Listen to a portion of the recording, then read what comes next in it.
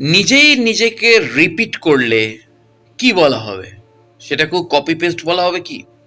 না repeat paste বলা হবে? আমি কোনো মানে শব্দ খুঁজে পাচ্ছি না। কারণ শঙ্কর স্যার নিজেই নিজেকে রিপিট করছেন। তো এক্স্যাক্টলি গেম চেঞ্জারও তার নিজেই নিজেকে রিপিট করার আরেকটা নিদর্শন হয়ে গেল।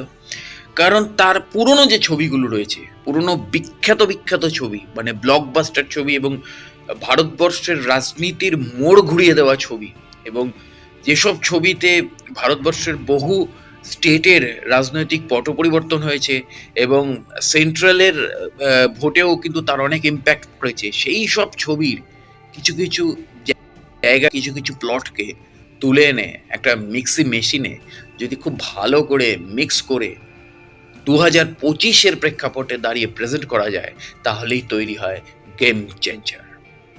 তো এইটুকুনি গেম চেঞ্জারের রিভিউ। আর বাইরে বলবো, এর বাইরে একটাই কথা যে রামচরণ তেজা আফটার আর সে এই ছবিটা করছে, যেখানে তার পিসির ছেলে, তার ভাই পুষ্পা রাজ, সে রেকর্ডের পর রেকর্ড করে দিয়ে যাচ্ছে, এবং আবার পুষ্পা 2 আবার আনকাট ভার্সন রিলিজ দিচ্ছে 17ই জানুয়ারি, সেটা নিয়ে একটা আলাদা ভিডিও করছি।